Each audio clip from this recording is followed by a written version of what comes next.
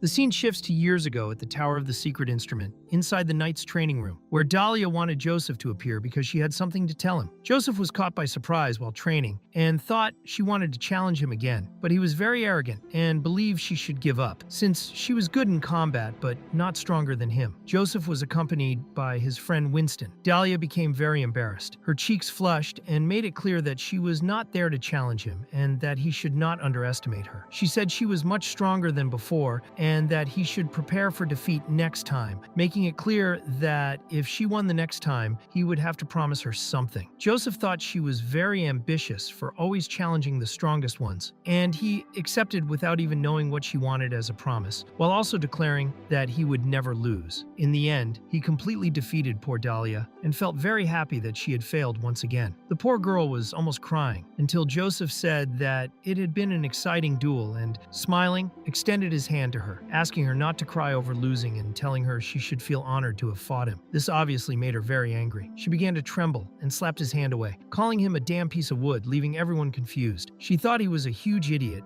who was nothing more than a handsome and strong man. Tearfully, she declared that he should remember well that she would find a way to take revenge on him, something like taking a picture of him wearing pink bunny pajamas to expose him publicly and embarrass him. She ran away, declaring that next time she would win, and ended up leaving one of her shoes behind. Joseph continued believing he was the best in combat, while Winston stood there in shock, just watching. He was getting tired of hearing Joseph say those things, and thought his friend should calm down a bit. Joseph then started provoking him as well, saying he was someone without much endurance. Winston made it clear that this was enough, and that Dahlia had already endured Joseph for many years. Joseph, however, thought Dahlia had a bad temper and believed the duel had been fair. To make things worse, he had even been scolded after winning and believed that he was the one with good temper, not her. In the end, Winston wanted to know what Joseph really thought of Dahlia. Joseph said she was nice and also a great knight. He also thought she was very beautiful and had a good personality. To Joseph, her aura gave off something that made him feel relaxed, and in the end, he admired her a lot. However, if there was something negative to say about her, Joseph thought she was overestimating herself by believing she could defeat him. In the end, he treated all fights against her as if they were small training sessions. Winston was surprised and did not understand how Dahlia always challenged Joseph and never challenged him. But Joseph believed she only challenged him because Winston was very weak. Winston became very angry, and if it were not for the difference in strength, he would have beaten Joseph himself. Joseph noticed that he suddenly seemed strange and thought it was a stomachache, but in reality his friend was just angry. Winston tried to advise his friend to be careful, because he would end up creating enemies who would try to take advantage of him in the future. But Joseph wanted his friend not to worry. Then a young man passed by carrying a basket of groceries, and suddenly a very strange fruit fell and began to bounce until it hit Joseph's foot. Joseph picked up the fruit and asked the young man to wait, saying he had dropped it. The young man realized it was his mistake since he had not noticed, and reached out to take it back, thanking Joseph and wishing him happiness in the future, even though he did not know his name. Joseph only made a small gesture, feeling there was no need to mention it, and also thanked the young man for the blessings. Suddenly, a desperate boy shouted for his master, saying he had finally found him and asking why he was walking so slowly. He explained that he had walked through the entire street without realizing he had not caught up, and he hurried his master because he was extremely hungry. That boy was Charles. The young man who had dropped the fruit was Frank Wilde, and he explained the whole situation to his student, also telling her to stop calling him master and to call him professor instead. Winston thought Joseph was acting strangely and wanted to know what had happened, but Joseph said it was nothing, and the two of them left. The boy asked his master what had happened, since he noticed that his master became very excited after talking to Joseph. Wilde thought the brat had a very sharp sense and explained that it was nothing special, only that there was still someone who radiated pure light and warmth in a world like that, and this had made Frank excited. Wilde believed that Joseph could become a very strong shield, but if someone stood against him, they would be blinded by the brilliant ray of light he possessed. He did not care about that, and only wanted to banish Joseph. His pupil found this very frightening, and thought it was better to avoid Joseph as much as possible, because he did not want to die and wanted to stay by his master's side and take care of him. Wilde told his pupil to shut his mouth, making it clear that if the pupil died, he would not be sad and would beat him up if he continued with that topic. The scene shifts to Winston, who thought Joseph was talking too much and wanted to know what was happening. He wanted to know if Joseph thought there was something wrong with the man they had just seen. Joseph thought there was nothing wrong with Wilde for now, and only felt that his aura was very silent, as if there was no sense of vitality in him. He preferred not to underestimate someone who seemed so suspicious, because someone who does not take life seriously could even destroy the entire world if one day they had a fit of rage,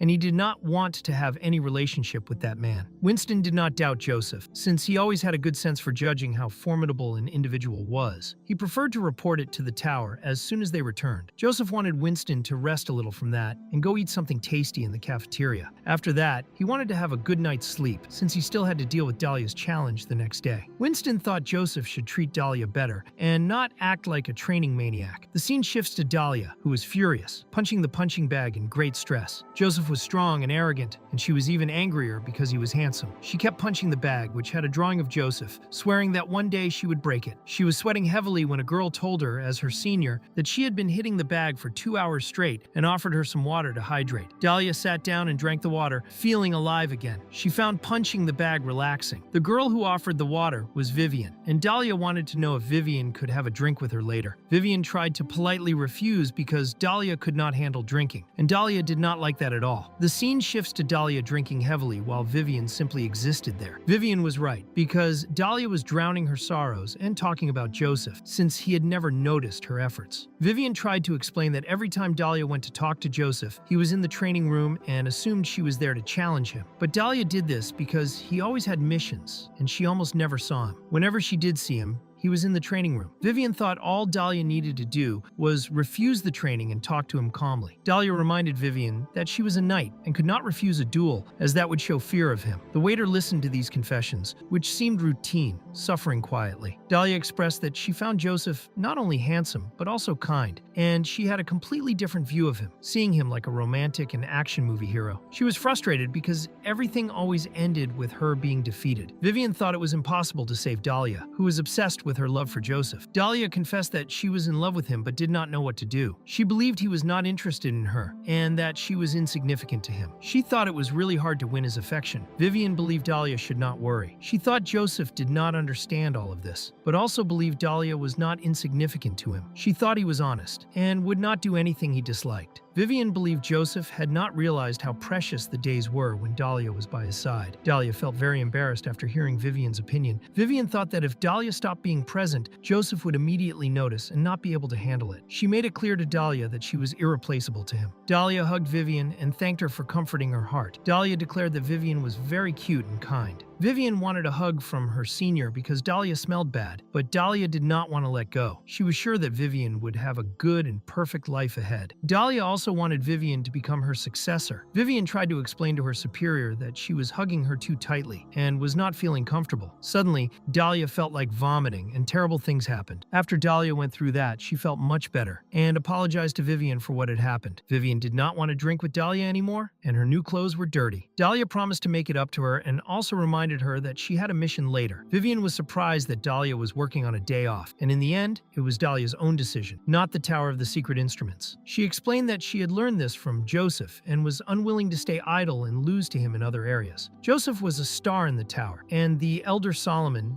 and the head of the combat class, Buggy, were watching him. They believed he would become the strongest Knight of Light, and in these moments, she wanted to be his support. Vivian did not want Joseph to carry the burden alone, and she had fallen in love with him. She thought she should raise her standards and work hard to achieve something, proving to herself that she was a woman worthy of Joseph's love. Vivian was confident that her superior would succeed, and she prayed for their relationship and for their future happiness. A month later, Joseph did not seem very happy. Winston wanted to understand why his friend was acting that way, and asked if it was because Joseph had not seen Dahlia for a while. Winston had already told him that Dahlia had been assigned to a patrol mission in the Northern Highlands, so it was pointless for Joseph to be desperate to see her because she would take time to return. Joseph tried to explain, juggling his words, that he was not desperate to see her. He even began to dismiss Dahlia to appear confident in the conversation. Winston noticed that this was the first time Joseph was not being honest with himself. In the end, Winston called Joseph to train the recruits. During training, one recruit complained that he did not enjoy Winston's training and said they only wanted to train with Dahlia, who was very beautiful to them. This caught Joseph's attention because the young men truly liked her and loved seeing her smile, which motivated them. One of the recruits even wished that his relationship with Dahlia would progress and became excited just imagining it. However, Joseph quickly controlled himself and made it clear to the young man that he should not share his dreams aloud for everyone to hear. Joseph scolded the boy for speaking foolishly, mixing his role as a superior with his jealousy over Dahlia. He tried to humiliate humiliate the boy in front of everyone, threatening him to stop being silly. When Winston arrived, Joseph continued threatening the boy, using Winston as leverage. The boy cried and denied everything, while Winston just wanted them all to be quiet before he lost his patience. Winston gave the boy a bear hug, thinking he was tough and needed more training. The boy panicked, fearing for his life. Joseph felt great after releasing his stress on the boy and thought he should show Dahlia this kind of relaxation. Soon they were informed that Winston needed to submit a report about dream cracks, which had appeared in various sizes and locations, along with sightings of dream beasts. The tower was gathering knights to eliminate the dream beasts, and the most dangerous signal appeared in the northern highlands, shocking Joseph. Winston did not think it was trivial and wanted to handle the matter simply. Suddenly, an explosion occurred, and everyone flew in the air. No one understood what happened, thinking it was a wild boar, but it was actually Joseph. Winston was furious, seeing his friend trying to demolish the place. They would have to spend money to repair the wall again. Vivian appeared, asking if Joseph was there and warning that she had bad news. She explained that Dahlia's communication with the tower had been suddenly cut due to dream cracks and the appearance of dream beasts in the area. The signal level was terror level, meaning the creature was extremely dangerous. Winston was very surprised, and Vivian did not understand why Joseph was not there. At that moment, Winston realized why his friend had left quickly, which obviously made him angry. Winston immediately ordered them to join him on a rescue mission. This was unusual because it went against the rules, and they should have asked the leader first. Winston explained that lives were at stake, and during a war, they could not wait for permission for everything. Everyone obeyed his orders. Dahlia was badly injured, but not defeated. She felt lucky to have found a dream rift in that location. She had managed to fight the dream beast and protect some people. She led the beast to another location because she could not defeat it alone. She thought that if Joseph were fighting, he could kill the beast and escape unharmed. But she was not Joseph, so she had to handle things her way and was willing to sacrifice herself. For her, this was her final strike, and she provoked the beast. The scene shifts to years earlier when Claude was a child,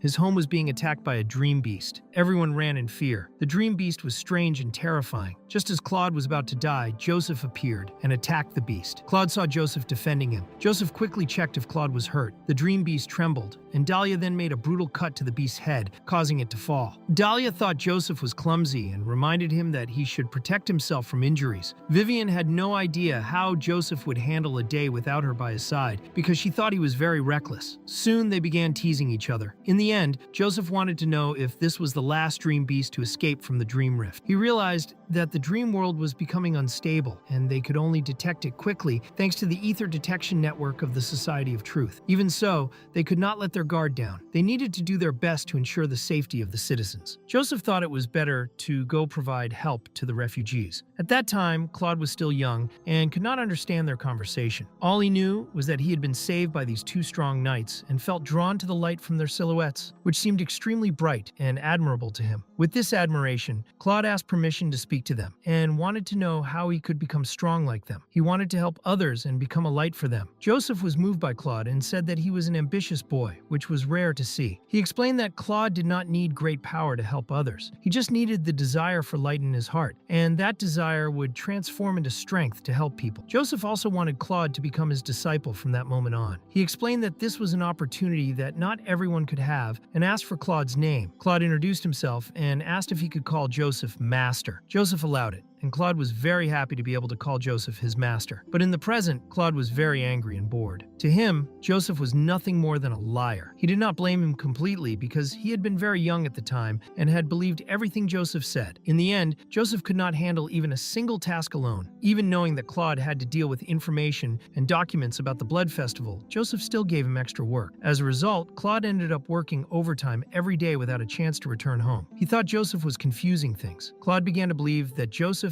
only wanted free labor. He was finishing compiling documents and became frustrated because the Blood Festival should have been the priority, and he could not manage all his tasks. He was annoyed that paperwork interfered with his combat missions outside. His master was away at the time, and he had participated in all missions in his place. That morning, he finished a sweeping operation, which was not easy, and he felt a pain in his back. People asked him if he was okay and if he was hurt anywhere, but in reality, he had just been sitting in his office for too long. What frustrated him most was that the work was far from finished, and for now, he only had those documents to deal with. He wanted to rest for 2 days before his master returned and hoped Caroline could give him a back massage. Just thinking about it made him happy. Then he realized that his hair was falling out and could not understand why he had believed the old Joseph. It affected him deeply because he was young and losing hair so quickly. He started blaming all his stress on Joseph, and over time, His ideals had completely changed. Claude was unhappy and planned to teach Joseph a lesson when he reached destructive power, but he felt relieved after venting to himself. Then he received a call from Lingi, which shocked him. He thought something had happened at the bookstore. Scared, he answered and heard that something was wrong with the Dome Church. Claude did not understand at first, but then he remembered that the Dome Church had been attacked and that Vanessa had died, along with the 7th District, which had been completely destroyed. He did not know if it was the work of Lingi, but thought it could make sense. He did not understand how the Dome Church could affect a man like the librarian. There had been an incident in the Society of Truth, and internal factions were still in chaos. Now the Society of Truth was facing a crisis, and the Dome Church was also involved. Claude trembled but tried to calm himself and wanted the librarian to explain things more clearly. Lingi said it was a long story but promised to explain everything. As he spoke, Claude became increasingly shocked. He could not believe such a tragedy had happened and did not expect the church to be so cruel and despicable. He could not imagine that a religious organization known for love and kindness could do something so terrible. The scene shifted to Lingi, explaining that Vincent was in great danger. The Dome Church would not allow a victim like Vincent to survive, and anyone helping him would become a target too. Lingi asked Claude to do something, and Claude believed the librarian was telling the truth. He thought about the Holy Moon Brain, aware that side effects had appeared, and that all he needed to do was a small research task to investigate. The Blood Festival also began its activities as soon as the Moon Brain appeared. Claude thought it could be a big problem if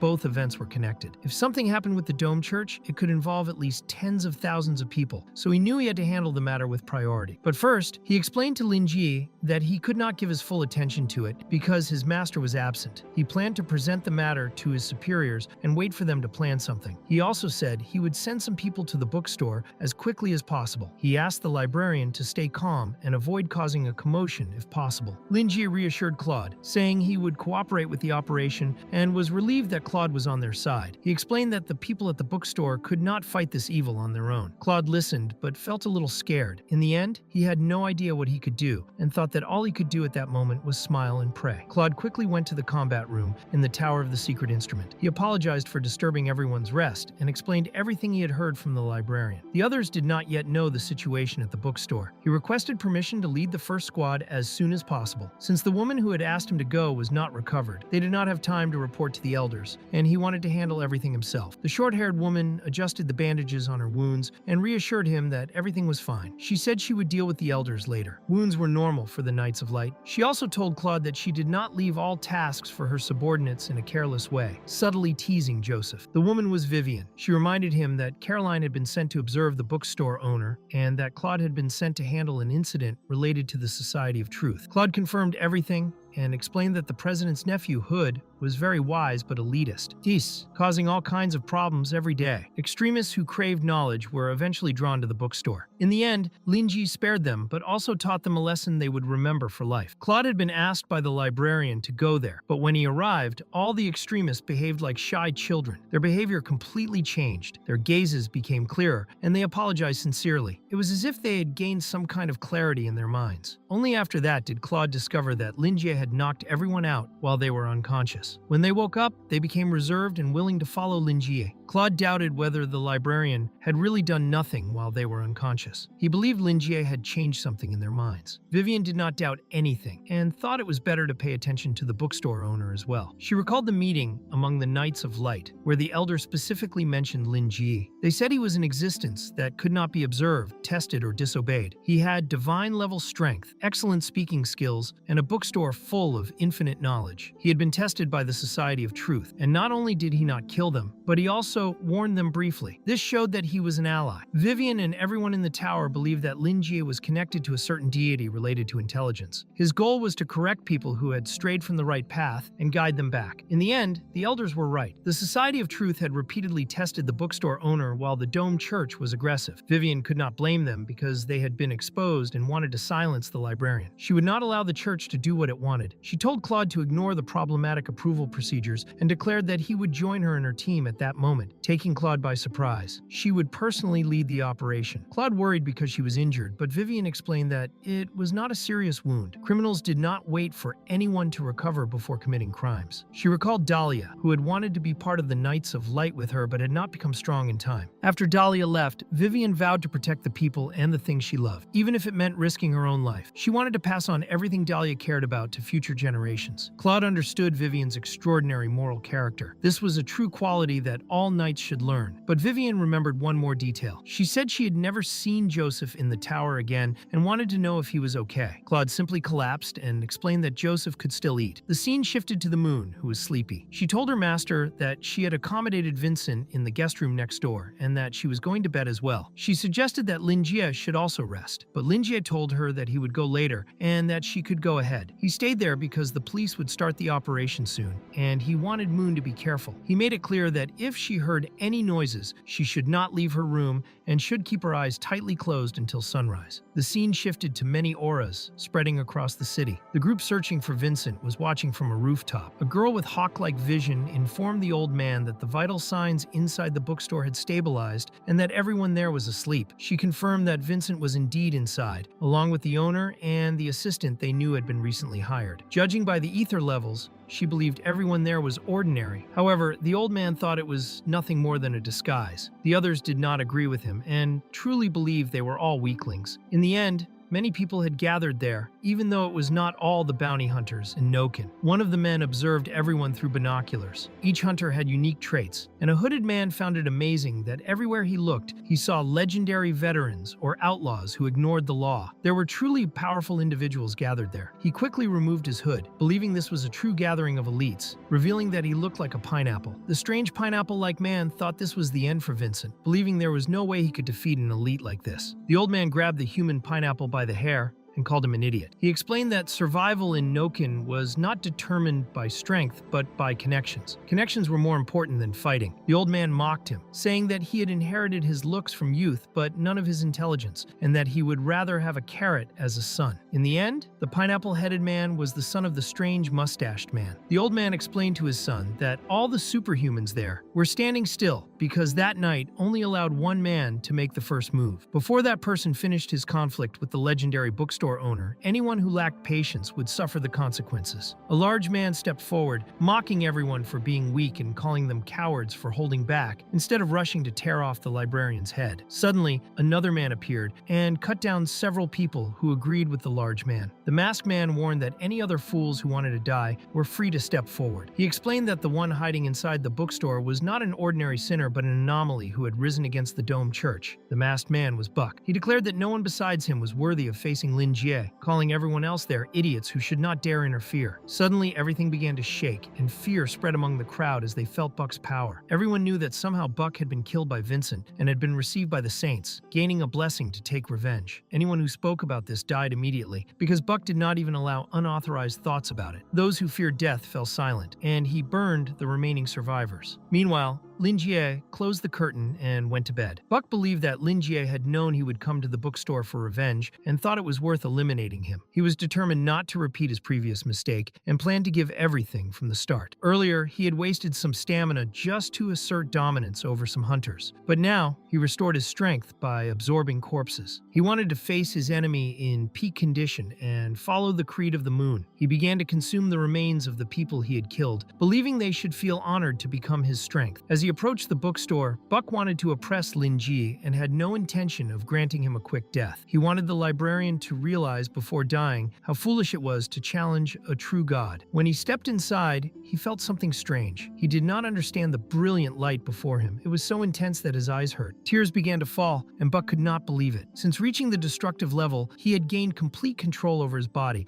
and crying like a normal human should have been impossible. Suddenly, his clothes changed, and Buck's voice trembled as he realized he looked the same as when he was still an ordinary human. He glanced toward a corner and saw a desk, completely confused, because he knew he was supposed to be inside the bookstore at that very moment. He thought that everything felt like a nightmare, and he looked back and saw someone without a face inside a painting, which immediately made him very scared. And he did not realize at first that something was wrong, and that he should focus on understanding what was happening in that environment that he considered sinister. And he made a brief analysis of the first floor, which looked like an old old mansion, and he managed to access the stairs that led to the second floor. And there were bookshelves on both sides of the room, and all the windows were closed, and he could not see what was happening outside. There was no other living being in that room besides him, and he felt frightened because it seemed like he was being watched from every side of the room, as if there was something hidden in the shadows, observing everything. And he hit the bookshelf because he was tired of it, and while breathing heavily, he thought it was a strange and irritating sensation, and he knew he would have to find a way to escape from that place until he tried to call upon the divine power of the moon. And then he realized something and immediately began to tremble. His divine power had simply disappeared, and he could no longer feel his ether, nor even the existence of ether itself. So it felt as if he had returned to being a normal human. And it was not only his appearance, because he also realized that all the heavy and numb feelings had come back, and the emotions he did not have before were now very clear. And Buck did not need all those things he once thought were useless, because it was exactly those things that had made him want to go into the abyss of the divine throne to gain the power to control the lives of other people. And he knew that in this way he would lose everything he once had. So he thought that all of this was fake, that none of it was real, and that he could not be deceived, and that everything had to be an illusion. And he did not want to be a normal human who could only live a normal life. And Buck was on the edge of a breakdown, and while crying, he thought he needed to calm down and find clues to escape from the tricks of his enemies, believing that everything was there, including his divine power. And he tried to open the door but could not, and he used all the strength he had, but it did not work. Then he noticed that his hands were shaking beyond his control, and the trembling only increased, and his body was losing strength, and only then did he realize that he was terrified. And suddenly he began to run inside that place in desperation, thinking it was impossible and that he could not feel fear. And he tried to convince himself that all of this was fake, and Buck was close to becoming the Joker, and he thought he could not fall into despair, but at the same time, he desperately needed his strength. Then he looked around the place and slapped his own face, thinking that it was carelessness on his part, and that he had been deceived by a trick, and he already imagined that he had entered that spell with the intention of truly putting him into a state of panic and overload. And then he fixed in his mind that this was an illusion, and that the only way to escape was to continue his investigation on the first floor, believing that the librarian never imagined that he would think about escaping from the second floor. In the end, he believed that he had deduced the mentality that the conjurer wanted the victim to have, because if a normal person started investigating upstairs, they would fall into the trap, since there was no way for the conjurer to leave something important on the second floor, and the traps were there to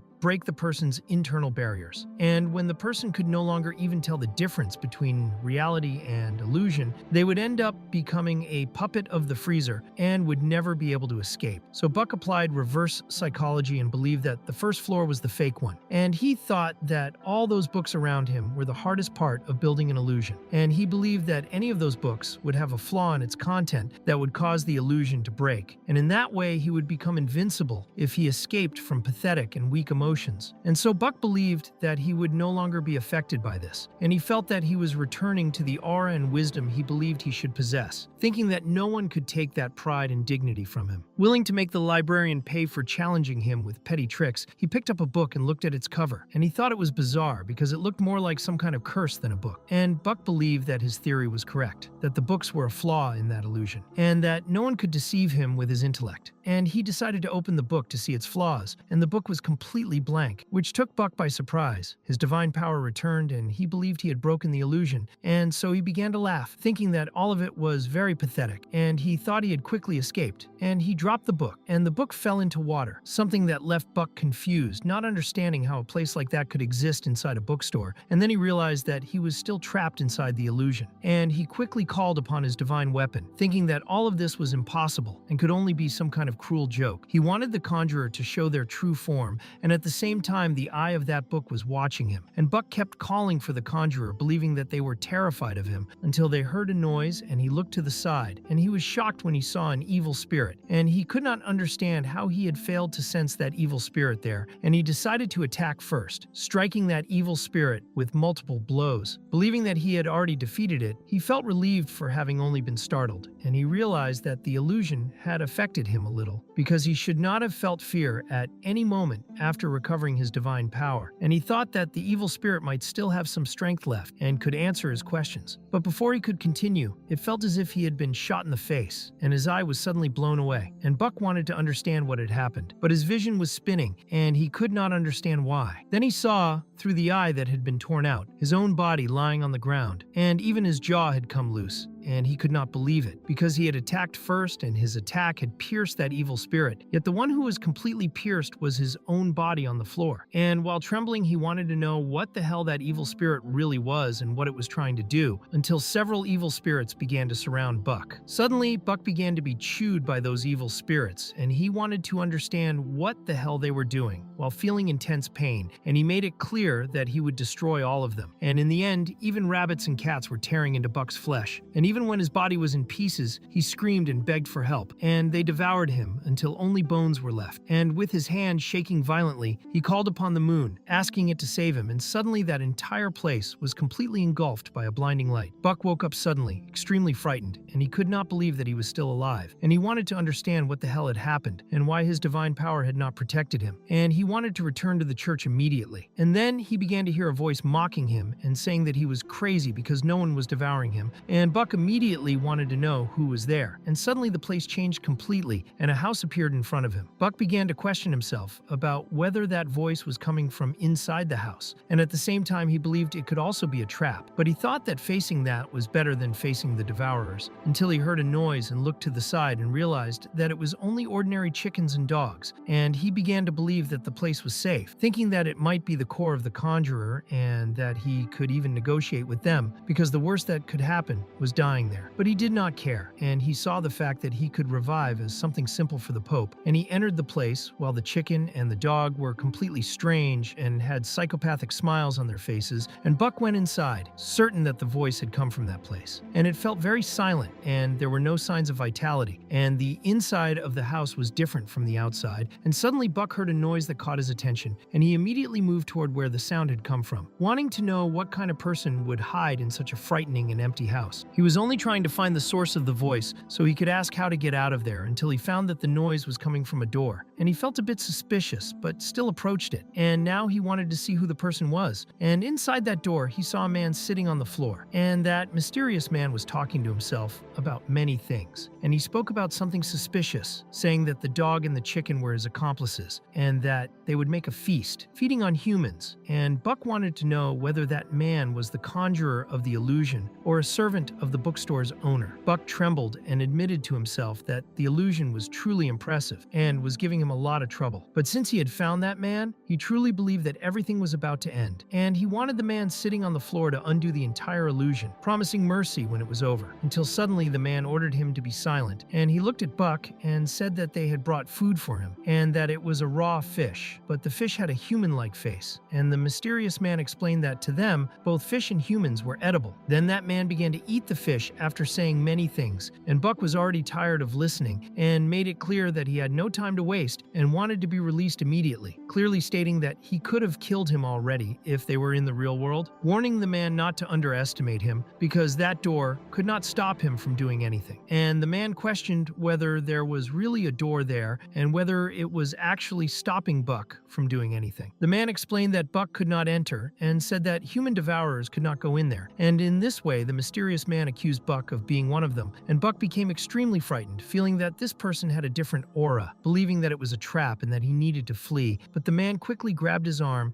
and made it clear that Buck could not try to escape. He said that he did not want Buck to go after innocent people to devour them, and that he believed Buck had stopped being human and could not be allowed to walk free, because Buck had to pay the price for everything he had done. And Buck could not understand what the hell that man was talking about. And when he asked to be released, his stomach suddenly split open and he began to spit blood, and the man explained that this was the price he deserved, clarifying that this was called karma, and that Buck would suffer the consequences of all the sins he had committed in his life, warning that everyone who had been devoured by Buck was returning to take revenge on him. Buck did not understand anything, and soon he began to see bizarre things and fell into despair, and the mysterious man hugged him while Buck only wanted to struggle free. And suddenly many piles of bodies were clinging to Buck, and it became clear that from the moment Buck had been stopped by that supposed door, he was the one who had been locked inside that metal house, not the mysterious man. The metal house had been built by human devourers like Buck himself to imprison their victims, and the people who had been locked there were still sleeping and had not felt the sorrow of being devoured. But some warriors were not willing to die in silence and ended up screaming and waking the others. And after that day, besides the Devourers, that metal house could no longer imprison anyone, and people like Buck could no longer enter that place. The people had escaped from the metal house, and it was no longer an obstacle for them, and they would no longer feel regret because they had only one thing in mind, which was to completely destroy the metal house along with the evil thing inside it, which in the end was Buck. And Buck was bleeding while many people surrounded him, and he wanted to keep distance from all of them until the person behind the door told Buck to be quiet, wanting to understand how he could still call them maniacs after they had struggled so hard not to be eaten. That person explained that those people also had their own lives, and that Devourers were always selfish people who only thought about themselves, and revealed that they were not insane, but that Buck was the insane one, because he was considered the most cruel and evil demon that existed. And so everyone began tearing pieces from Buck while he begged his Pope Master to save him, and those bizarre creatures felt no pity for Buck, making it clear that he deserved all of it, showing that it was people like Buck who caused everyone there to eventually become demons. And there was no way for Buck to escape this, because he would have to suffer the same pain that those people who became demons had suffered. A mysterious man wrote on a piece of paper and thought it was very good that he had been freed from another one, and he was trembling a lot and did not understand how they were not afraid of this, and how they were unable to live without feeding on humans, and he did not understand what was happening and did not see it as something normal, and he was determined to destroy all human devourers who lived in that world, because a world like that was wrong. And he wrote many things, because all he wanted was for innocent people to be able to live their lives in peace. He wanted the devourers to become victims sooner or later, and he wondered what he could do to change all of this. And he also believed that maybe there were people who had never eaten human flesh, and he wanted to end that vicious cycle and planned to save the children. And then the scene shifted to Lingi, who was observing a crystal ball and did not know what it was until he realized that in the dream he had built for the first time, he had his first guest, and it did not look like a human soul based on its appearance. Anything captured in the dream of a beginner like Lingi could not be dangerous, or at least that was what he imagined, and so he had the perfect opportunity to observe a supposed dream creature and test the limits of his abilities. And the librarian remembered Prada mentioning something during his dream construction training, because she had told him that in the initial stage of a dream, he could attract things of unknown origin. Prada preferred to call those things guests, because a dream that was not fully constructed lacked stability and could attract creatures into the dream world, or even the souls of other people from the real world. But they did not represent danger to Lingi as he was at that moment. And if he liked a dream creature, he could even raise it as a pet in his own realm. Although the librarian thought that was a bad idea, because everything he tried to create ended up dying. Even so, he also wondered why Prada did not have a dream creature as a companion. And Prada had never had one, because no guest had ever caught her attention. And because of that, Lingi remembered her recommendation not to panic when facing guests and to observe them from the perspective of a god. And he thought it was a shame that she had not had fun with this, but at least he could keep her company now. And he realized that ever since he ended up entering her dream, she had been strangely kind to him and fed him rare fruits and taught him many things, taking care of him gently and talking to him for hours. Then he began to imagine that maybe he had become her pet, and he tried to deny that to himself, forcing himself to believe that he was her friend. And in the end, he chose to forget about it and focus on observing his guest. And he thought that his guest was horrible and had no resemblance to a human at all. And in the end, he believed there was no problem in observing that guest, although he was feeling back pain from working too much at Prada's house. In the end, he believed that the guest looked like a person who had lost all of their parts, and someone had tried to glue the pieces back together, resulting in that horrible thing. And it was not simply wrong, but definitely not a proper dream creature. And so Lingi thought it would be better to eliminate that thing to avoid nightmares later. But then he realized that he was already inside a dream, and he began to believe that nightmares were just normal dreams invaded by horrible creatures like that. And so he decided that one day he would find a harmless one and maybe test that idea on the Lua, until he noticed a reaction of panic and believed that the guest was afraid, which felt strange to the librarian because there was nothing frightening inside his dream. And he saw that the horrendous thing was looking for an escape route and seemed to possess a certain level of intelligence, until he noticed that the creature stopped in front of a bookshelf, and he saw the book the creature chose, thinking it was a good choice. And he began to imagine that he could open a bookstore inside the dream world to serve those dream creatures. Lingi soon thought that he could recommend books and make a lot of profit, showing how completely obsessed he was with that idea. And suddenly he saw the creature knock a book down, and he kept watching through the crystal ball fall, as the creature appeared to be suffering greatly. And when Lingi saw that the creature vanished, he became very surprised and no longer understood anything, because he wanted to know what had happened, as his great ambition had suddenly gone up in flames and disappeared. And then the scene shifted to Buck floating in the sky. The hunter saw that Buck's aura had not weakened at any moment, and that standoff was a silent battle of will, but it was a stalemate that had lasted for a long time, and everyone began to doubt whether he was sleeping or something similar, until the one known as Pineapple Head used his binoculars and warned everyone that Buck was moving. But Buck was trembling violently and collapsing while screaming, and the hunters immediately began to tremble and freeze in shock. Pineapple Head even dropped his binoculars and started screaming, and everyone was terrified. And the scene then shifted to Dahlia, who was facing that dream beast and was determined to make a decisive impact. And so she charged straight into that dream beast and pierced through it with all her strength. And after that, she fell to the ground and began coughing up blood, because the dream beast had mixed blood from its heart with poison. But that no longer mattered, because that monster would rot in hell no matter what. She believed she could hold on until reinforcements arrived, but she was in a deplorable state. And in the end, the only thing she cared about was that no one else had been hurt, and the creature was making a lot of noise, and Dahlia only wanted the dream beast to be quiet, because she wanted to die in peace, and she could no longer keep her eyes open, believing that she would die at that moment, as that was her limit, and she had no regrets, although she wished she could see Joseph's face at least one more time. Suddenly Joseph appeared and destroyed what remained of that dream beast, and he was furious, and Dahlia's heart, which had been about to stop, suddenly had a reason to keep beating, and she truly did not understand what was happening, and could only remain there watching while dazed, because the only person she needed to see more than anything else was right there. And then darkness came, and she ended up closing her eyes before Joseph could speak to her. He carried Dahlia through the snow, believing that he was completely lost in the blizzard, and he thought there might be a village forgotten by God nearby, as people had said, and all he wanted was for Dahlia to endure, because he was willing to do anything to save her. But with how things were, he believed he might freeze to death together with her, and he needed to find shelter quickly, because she was injured, until suddenly he found a cabin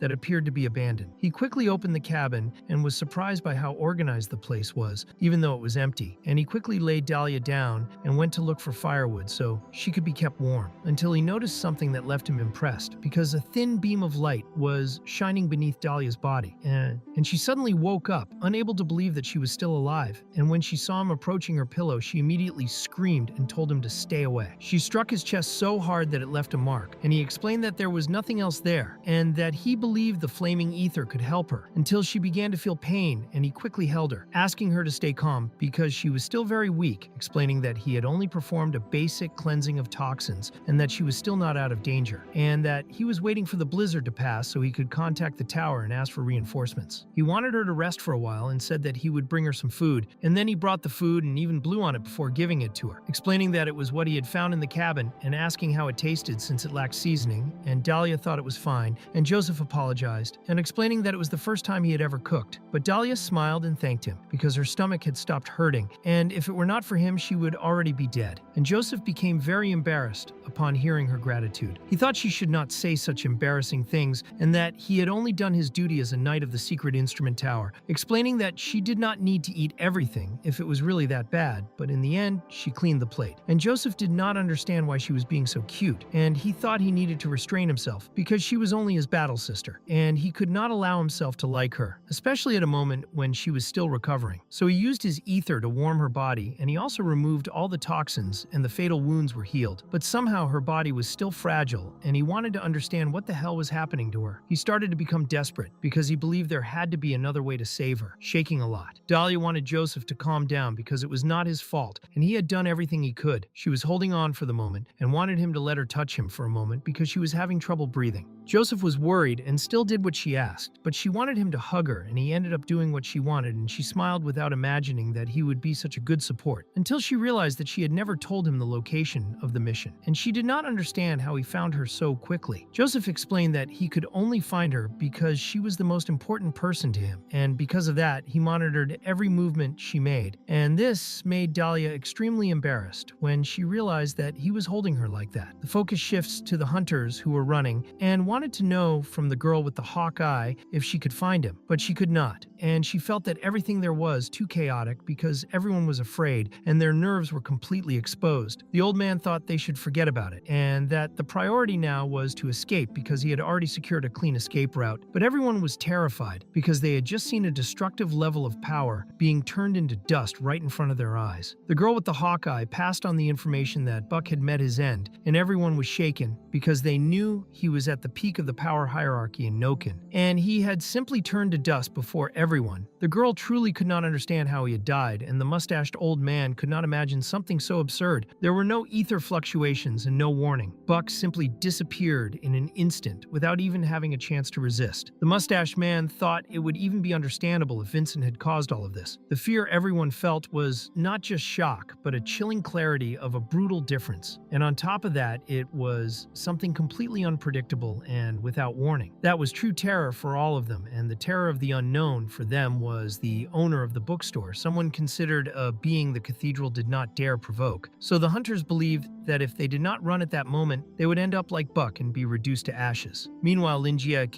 continued sleeping, and he wanted to understand where his client had gone because that client had great potential for reading, and he did not want anyone to die in his dream. So he took the remains and threw them into Lua's dream. At the same time, the big man wanted to know from the old man Bidu what they should do because if Lingi destroyed the cathedral, they would lose their main supporter, and they did not know if they could continue working with bounty hunters after that. But the old man was not worried because he believed there was always a loophole for them and that they were far too useful to be discarded. And since ancient times the survival manual of rats had worked for them, they exploited every gap and prospered in the shadows of those who ignored them. The world was vast enough and they only needed to stay agile and adaptable, and that way there would always be a new path for them. And some of them thought the old man was brilliant and that he had plenty of smooth talk to make a shameless speech sound impressive. The small old man arrived at a location and informed everyone that he had arranged to meet a friend there. They would get out clean if they counted on that friend's help, and he asked his team to come with him. Then Burton appeared. He knew the small old man who was called Donald and thought he had made him wait for too long. But seeing Donald unharmed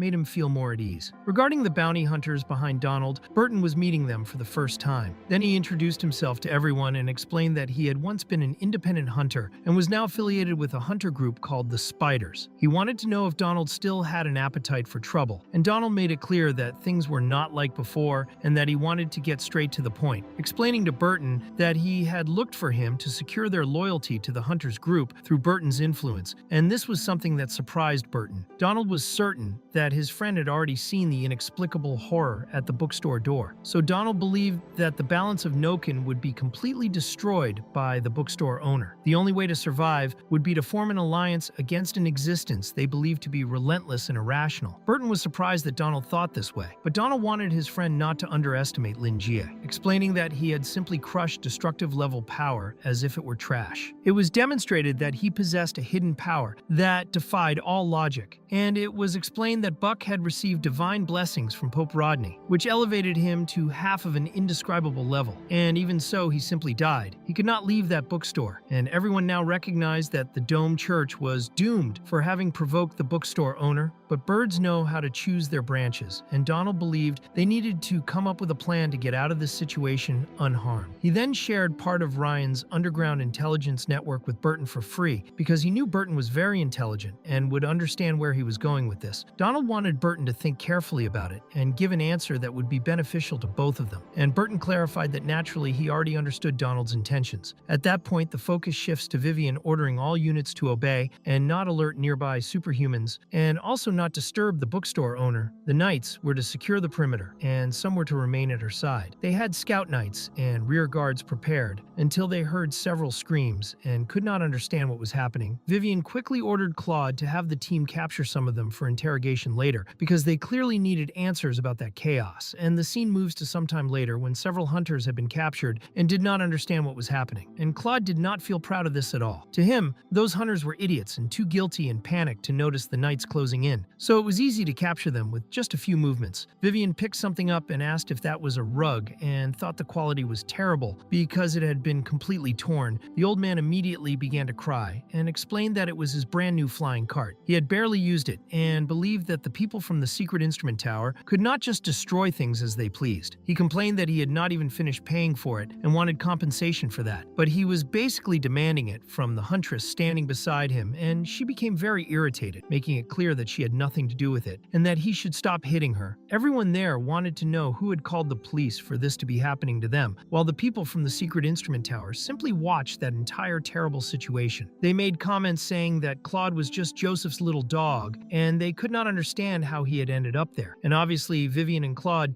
did not like what they were hearing at all. The huntress kept grumbling and made it very clear that they had no right to arrest her because she had done nothing, and they should not interfere where they were not called. And Claude quickly covered her mouth and made it clear that she was right. But regarding what had happened there, Claude admitted that they knew nothing. Then he asked whether that huntress would mind telling them the details, since she had mentioned illegal punishment, because prisoners most of the time are stubborn and do not cooperate. And Claude explained to the huntress that even if reinforced evidence appeared later, they as police officers would receive a severe reprimand. But before that happened, Claude did not know what would be left of her. He also warned that the one in command was Vivian, and she was not very tolerant, unlike him. The huntress quickly became frightened, and Vivian grabbed the old man who was crying about his torn cart. Claude warned the huntress that it was a very bad time, and showed that the Radiant Knight was currently in divine wrath mode, and that she hated bounty hunters. And if the huntress were smart, she would cooperate as best as possible, because if she did something wrong, her pretty face would no longer be pretty, and that was how he tried to convince her. Trembling, the huntress revealed that she would give all the information she had, and also apologized for her earlier attitude, and Claude felt relieved that he did not need to do something terrible to extract information from her. But just as he was about to ask his question, they heard a roar, and Claude immediately looked in the direction it came from,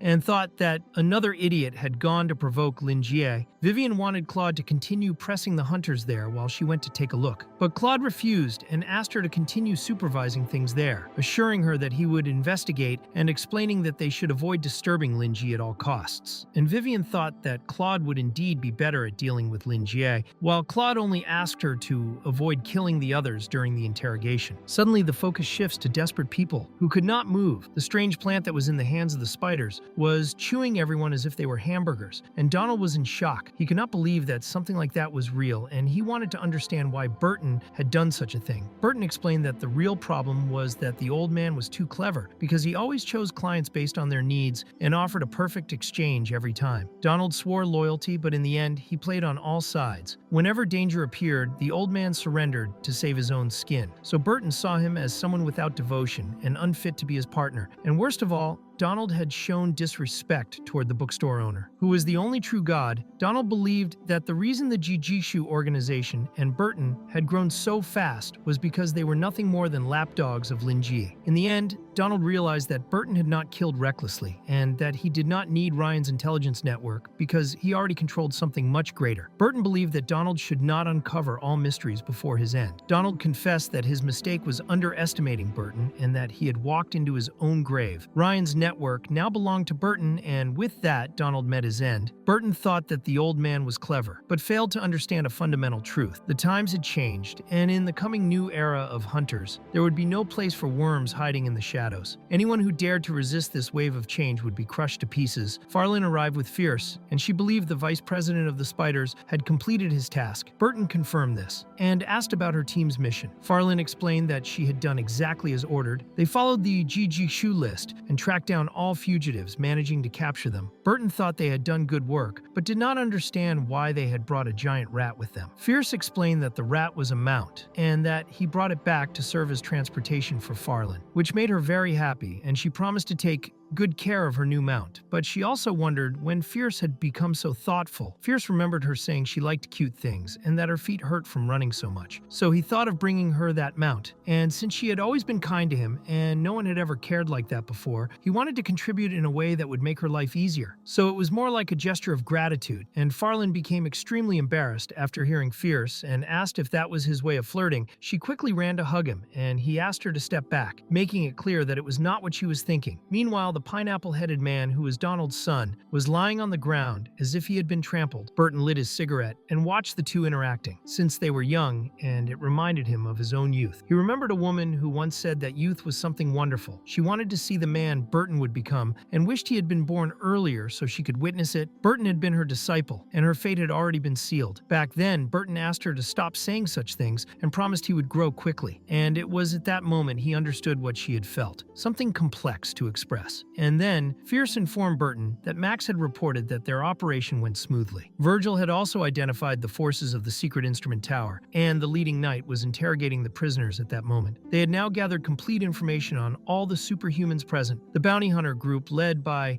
Donald, had been neutralized. Fierce apologized to Burton, thinking that if they had been more efficient, Burton would not have needed to eliminate an old friend. But for the vice president, it was fine, because it was nothing more than an old face buried by his own hands. Burton believed that in the past, this was an inevitable path for every veteran hunter, but young hunters would not need to walk that path. So he stood up and said they should proceed to the next phase of the plan, which involved clarifying their position by contacting the leader of the secret instrument tower, aligning themselves with its needs and sharing this information. The two then left together, and Burton remarked that it was now just the two of them, offering his friend a cigarette. Claude declined politely because he did not smoke. He introduced himself to Burton and made it clear that he knew the hunter very well. Claude admitted that he had not expected a destructive class threat there and wanted Burton to explain the roar they had heard earlier. Burton clarified that Claude did not need to worry because he had no interest in making enemies within the secret instrument tower. They should get along since they were both clients of the bookstore, which surprised Claude because he had not known that. That explained many things, but being a client of the bookstore did not guarantee loyalty. Since Wilde was also a client, Burton noticed that Claude had not lowered his guard and now understood why he was Joseph's disciple, because he maintained calm at all times. Burton said Claude did not need to be surprised and explained that he had crossed paths with Joseph during one of his travels. On a rainy day in Noken, he ended up bumping into Joseph, and at that instant, his instincts flared with the strongest sense of danger. Burton believed he had encountered the strongest human he had ever seen. He felt completely insignificant in Joseph's presence, and thought it was best not to provoke him, believing that only Wilde would be insane enough to poke a beast like Joseph. And Claude thought it was better to consider Burton an ally for now, since avoiding unnecessary conflict benefited both of them. However, Claude wanted to understand what had happened to Buck, and Burton explained everything to him. Burton said that Buck's death was actually something beautiful to witness, and Claude could not believe that Buck was dead and felt he had arrived too late. But at the same time, he felt relieved that the consequences were not severe, seeing that the bookstore owner was a man of his word, because this time the disturbance was minimal and he remembered the egg incident when Lingi killed the dream beast and caused a near-apocalyptic spectacle, and he believed Buck was not on the same level as Lingi. Because of that, he made it clear that it was good, a disaster did not happen, and that he had no time to waste. Lingi had contacted him, and then Claude informed Burton that he would pay a visit to the bookstore. Burton replied that he had already been there and that the bookstore was tightly closed and he believed Lingi was sleeping. So Claude decided it was better not to disturb the librarian and to wait until the shop opened during the day, thinking that Lingi might have been asleep when Buck disturbed him, and that was why he crushed Buck like an ant. In the process, he had frightened all the other hunters who were involved, and even though Claude had been summoned by Lingi, he still felt uneasy about causing a disturbance and began to tremble just thinking about it. He then thanked Burton for the cooperation and said he would report the incident to his superiors later, but he wanted to understand why Burton had gone after Donald and the other hunters. And Burton explained that he had no personal issue with them, but once the organization was involved, personal feelings no longer mattered. The first reason was that they possessed something dangerous, and the spiders needed to eliminate potential threats. In addition, most of the superhumans had gathered because of Donald, blinded by greed. The second reason was orders from Chu, because those people had helped dangerous individuals and had been on the secret instrument tower's blacklist for a long time, and the tower had always failed to capture them because they were familiar with Noken's structure. So that operation was meant to show their stance and push forward recognition of the Hunters Guild legitimacy, while also serving as a stepping stone toward establishing long-term official cooperation with the secret instrument tower. Claude was surprised, and Burton wanted to know what Claude thought about it and whether he accepted the proposal. Claude made it clear that he would work with Burton and that they were still clients of the bookstore. However, he explained that he was only a secondary figure within the secret instrument tower, and what he personally thought did not matter much. Official certification of newly established superhuman groups fell under the jurisdiction of the Society of Truth, but if it was an organization like the old hunter groups, it would not require formal approval, and Burton immediately immediately recalled the old hunter groups, seeing them as hunters driven by temptations that could easily manipulate them. To Burton, the Society of Truth had always despised hunters and treated them as tools. For a long time, hunters had been walking the wrong path, and he was glad that Lingi had dispelled all their madness and shown them a new path to follow. They would claim their own place and survive, and their future would be in their own hands. So they needed to avoid the risk of being hunted down as they were in the past. The first step was to change public perception of hunters and establish a stable foundation for the organization within Noken. Since hunters who did not cause chaos would be accepted, Claude thought that this was only the version Burton was showing him, because the Tower and even Claude himself still did not know what kinds of powers Lingi had granted them. But Burton surprised him by making it clear that he understood Claude's concerns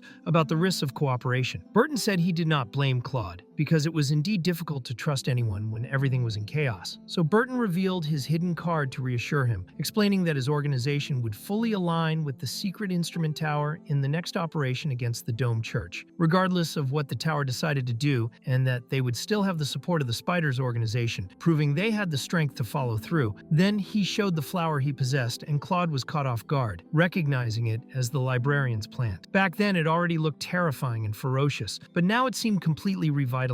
Like a savage and bloodthirsty beast, Claude had no idea how many lives and how much desire it had consumed over those days to reach that level. Claude then stated that he would be happy to receive their help, but regarding future operations, they needed to wait for the Dome Church's movements and for the investigation to be concluded, because the church had operated in Noken for many years. So eradicating them would require caution, and a thorough investigation was necessary. Burton recognizes that the Church of the Dome is a colossal giant, but he understands that no fortress is completely impenetrable, and that there is always a gap. So Burton thinks they should explore it the same way rats do, slowly filtering from the bottom to the top, because by doing this, they would be able to achieve their goal. Once they gathered the necessary information, they would find a good opening. Burton believes that Claude has already heard of Ryan, since he was a famous criminal, so he informs Claude that their organization controls Ryan's intelligence network. Since Ryan died, no one had touched or accessed that network. This fragment included some infantry soldiers from the Church of the Dome, and if they used it properly, they could greatly reduce the consequences for the people of Noken. This surprises Claude, and he feels pleased and grateful for the support. He explains that as long as peace and stability in Noken are preserved, Claude would support the operation and hopes this would truly strengthen the relationship between the tower and the Spiders. Burton thanks him and promises that they will not disappoint Claude, and they end with a handshake for the sake of their future cooperation. At that moment, Claude receives a message on his communicator saying that the hunters' information has been verified and that some of them were wanted criminals taking advantage of the operation. A team is sent to track them down, and no one will go unnoticed. Claude wants the knights from the logistics section to calm the frightened civilians, because the events of that night can finally come to an end. Claude now has a clearer understanding of what Lingi told him, and thinks that the panicking hunters are nothing to the librarian, while also realizing that those hunters are truly in serious danger. Then Claude acknowledges that Carolina was right, because when Lingi is not acting, he is actually very careful and attentive. Claude realizes that the judgment of his teacher, Joseph, is indeed flawless. He finds it strange that the place is completely empty, with no trace of Buck, as if Buck had truly been erased from reality. This frightens Claude, and he wonders what level of power this could be, since there are 4 known levels of power, which are abnormal, terror, destructive, and indescribable. Only then does Claude begin to understand why the Elder Settlement remained isolated for so long, because perhaps they were seeking this non-existent level. After that, Max informs Burton, through the communicator, that they made contact with the Tower of the Secret Instrument and received cooperation on site. All fleeing humans with criminal records were arrested. Max also informs the vice leader of the Spiders that the Tower squad leader expressed gratitude, but Burton thinks there is no need for thanks and that they should regroup and rest a little. He tells Max not to worry, because he will return soon. Burton believes the next step is to uncover the plans of the bookstore owner and act according to Lingi's intentions, because he is certain the librarian is planning something big. He reviews everything in his mind, such as how Lingi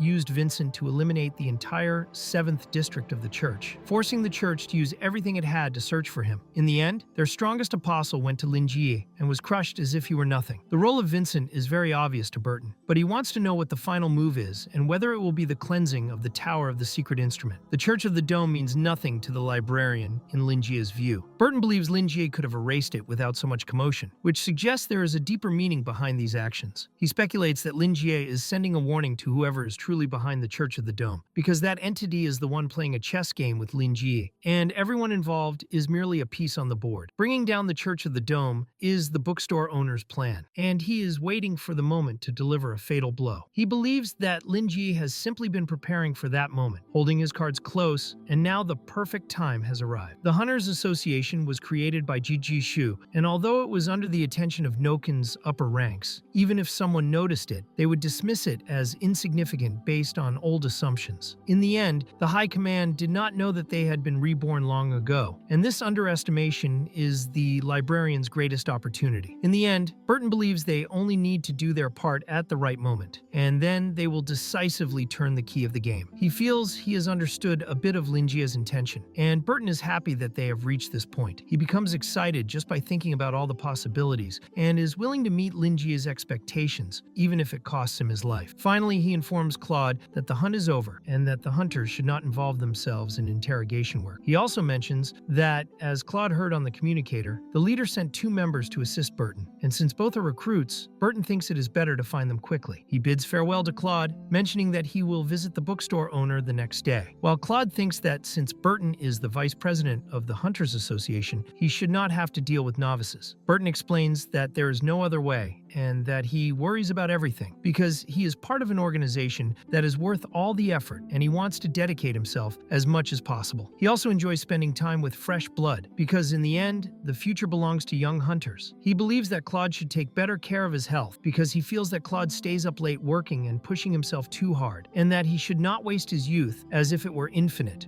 which catches Claude by surprise. Claude even feels moved by Burton, who is his superior and still worries so much about him, because he seems to be the complete opposite of Joseph. Claude would like to work with someone like Burton and thanks him for his concern. Just as he is about to finish speaking, Maple appears, but she is worried that she interrupted their conversation. Since they heard that Burton would visit the bookstore the next day, they decided to wear what they thought was appropriate and even apologize for the unforgivable mistake of being late and interrupting their conversation. The 2 of them are wearing maid outfits, and also thank Burton, saying that they are there to obey his commands, and that they are prepared to do anything to please him. At that moment, Burton and Claude stand still, staring at the 2 girls. Claude looks at Burton, and as he is about to speak, Burton quickly clarifies that it is not what it looks like and that he will explain. He takes out a cigarette, lights it, and explains that the 2 girls are sisters and come from a noble family. Their household eventually fell into ruins, and they had no support from anyone, so they became low-ranking members of the White Wolves and struggled to survive. During the entire incident involving the White Wolves, they were captured by the Black Beast and turned into slaves. Burton rescued them during his mission to eliminate the Black Beast, and they joined the Hunters Association to repay their debt to him, so Jijikshu arranged for them to become Burton's direct subordinates. Burton says that he does not think he did anything special to deserve such loyalty, that he never expected any repayment, and that it even makes him uncomfortable, because he does not understand why they are wearing those clothes. Maple makes it clear to her master that what he did was not simple at all, and that they do not even like to remember the time they spent with the Black Beast. That place was hell for them, and everyone under his command was mentally destroyed and completely enslaved. They had already given up on life and hope until the day Burton appeared and destroyed that entire hell with his own hands. He broke their chains and told them to leave, because things would soon spiral out of control there. He explained that if they had nowhere to go, they could look for the spiders, because that place would be the best choice for any hunter. He told them that they were now free and could do whatever they wished, and at that moment they began to cry. From that moment on, they decided that they would serve him, believing that he was the one who brought salvation to them and that they owed their lives to him. Burton once again clarifies that this is not what he meant, but in the end, they do not care if it is embarrassing. If he wanted them to wear those clothes, they would wear them. This takes Burton by surprise, while Claude watches everything happening right in front of him. Burton quickly loses his patience and tells them to stop, making it clear that he never asked them to wear that kind of outfit. He warns that if they keep acting like that, he is willing to flick each of them on the forehead. The 2 girls immediately become afraid of the master they admire so much and start screaming, which leaves Burton confused. He tells them to hurry up and get changed so that he does not have to punish them, which makes them curious about what the punishment would be. This deeply irritates Burton, and he clarifies that it is not what they are thinking. He demands to know who told them to do this. Maple explains that it was Frieren, because she thought Burton had been very stressed lately and could relax with them. Frieren told Maple and Belle that if a man sees them wearing those clothes, he will naturally feel happy, and they wanted to know whether their master would be happy. This makes Burton extremely irritated. The scene then shifts to Farland sneezing, and Fierce asks if she is okay. Farland says it is nothing, and that maybe someone is gossiping about her. In the end, Fierce asks why Farland said those things to Maple and Belle earlier. Farland explains that it was not nonsense, and that she believes Fierce does not understand men. She explains that Burton became jealous when she was being kind to Fierce earlier, and that men tend to hide their desires and need a push. She also adds that she thought the two girls did not know how to express their feelings properly. Fierce is not completely sure that everything is fine, but Farland believes he should stay calm, because she thinks Burton must be very happy at that moment. However, Burton is actually stressed and furious, so he calls Rosette, who is a plant, and asks her to extract Lai's desire related to romance and give it to him. He says that if she does this, he is willing to take her to a fancy dinner, but he also makes it clear that he does not want the plant to comment about this to anyone. He explains that he failed in the way he taught things to them and apologizes to Claude, saying that he needs to prepare for the visit he will make to the bookstore. He wishes Claude a good night and says that he hopes to see him at the bookstore the next day, and then they say goodbye to each other. Burton also explains that they did not need to do any of that, and that staying by his side like this would only ruin their future. Watching all that confusion, Claude thinks that being a hunter is not easy at all. Many things happen that night, and Claude decides to go back and finish the cleanup of the operation. Even so, he wonders how the high-ranking members of the church are managing to sleep at that moment. He then arrives at the place where Vivian is with the prisoners and sees that she is treating everyone harshly. He is surprised by how many people were arrested. Vivian notices him and asks if everything is fine. She believes the night was productive and explains that she obtained a lot of information from those hunters, even showing the hunter who told everything she knew. This hunter even helped them capture several problematic criminals. Her records are clean, and the worst thing she ever did was break a bar table while drunk. Because of this, Vivian thinks that the hunter has a heroic spirit and seems to love justice. Vivian explains that the hunter's job from now on would be to stay by her side and help with troublesome tasks, which are not dangerous, and she asks if the hunter accepts. The hunter thinks it would be an honor to take part in this. However,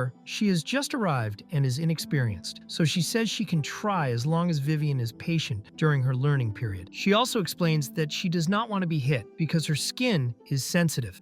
Vivian grabs her by the waist and makes it clear that she would never do that to her. She promises to train the hunter, and as long as they keep working together, Vivian believes the hunter will be promoted quickly. The hunter accepts, while Claude just watches everything with a blank expression. There is so much unnecessary flair that when he tries to speak, he cannot even do it. In the end, he just wants everything to be fine, even knowing that the hunter will be wearing a maid outfit for Vivian. The scene then shifts to the Pope, who is trembling and bleeding. He wants to understand what is happening. He looks at the scepter and sees that the glow of the moon phase has weakened, causing him to be affected by the erosion of his authority. However, it is far more serious than that, because the authority of the moon itself, of the waxing and waning phases, has been damaged. He has lost all connection to that authority that was granted by the moon. He begins to tremble even more and thinks that this should not be happening, because even when two apostles fell in the past, he was still able to contact the moon and grant new authority. Because of this, he wants to know what kind of terrible situation Buck was involved in. At that moment, the bizarre creature he keeps on a cushion starts to be affected and bleeds heavily, causing the Pope to collapse and spit even more blood. The Pope falls to the ground and feels extremely unwell. He cannot believe that this is happening to that horrible creature he keeps. With great difficulty, he crawls to where the creature is, and while trembling, he smiles at the horrendous being and tries to comfort it as it suffers. The Pope wants to know if the creature is afraid and tries to reassure it, making it clear that he is there and will do anything to make sure the creature is safe. He asks where the enemy of that creature is, promising that he will deal with it. The great problem is that he is weak and has even lost teeth, but even so, he promises the creature that he can handle all problems. He says he only needs the creature to grant him its authority once again, because then he will make the creature's enemy pay. He keeps insisting until the creature he treats like a god begins to move and let out low groans. Soon the Pope looks at his staff and sees that the waning moon phase has not reignited and remains extinguished. Seeing the creature suffering, Rodney believes that it was not just an erosion of authority, but that someone completely stripped away the true form of the moon. Because of this, he asks his god to continue resting in peace and assures it that he will do his best so that no one ever harms it again. He promises eternal loyalty and begs for its protection and divine grace. At that moment, Shirley arrives and informs Rodney that something terrible has happened. It is about Buck, and the Pope tells her to compose herself and not dishonor the sacred relic. He explains that he is already aware of the situation and offers simple solutions, such as reinforcing Buck's soul and nourishing it it again. However, Shirley, with her face completely flushed, explains that it is not that simple. She says that she cannot find Buck's soul anywhere. The Pope is caught completely by surprise. He recalls that after reviving Buck, he went after Vincent to seek revenge and also to eliminate Lingi, whom Vincent treated like a god. Rodney believes that Vincent did not have the power to defeat Buck, and he believes that Lingi is the one responsible. Even so, this feels surreal to him, because Buck was at the destructive level and was extremely powerful. It is not only the fact that Buck was killed, but Rodney also believes that the librarian was responsible for destroying the divine authority itself. He grinds the few teeth he still has just thinking about Lingi. After that, he dismisses Charlie for the moment, saying that she has just changed sides and should rest. She then leaves, and Rio sees her as she passes by. Rodney wanted Rio to come in because a few days had already passed since their training. He could see that the divine power of the moon that he had infused into the boy's body was starting to take effect. He wanted to know if Rio's body had begun to adapt to the authority of the full moon, and he made it clear that he was willing to listen to everything Rio had to say. Rio quickly expressed that he felt grateful for all of this and said that he would do anything to repay it. After that, he dropped his cloak. The Pope asked the boy to come closer, and the boy sat on his lap. Rodney believed that the training was producing results and explained that the authority inherited by the boy allowed him to use weakened versions of the abilities of other apostles. He then wanted to know what had happened at the bookstore on that same night. Rio explained that he had observed everything after Buck arrived with the eye of the divine moon. After explaining the entire situation, he revealed that the events had been witnessed by many people and that this information could not be hidden. He wanted to know from Rodney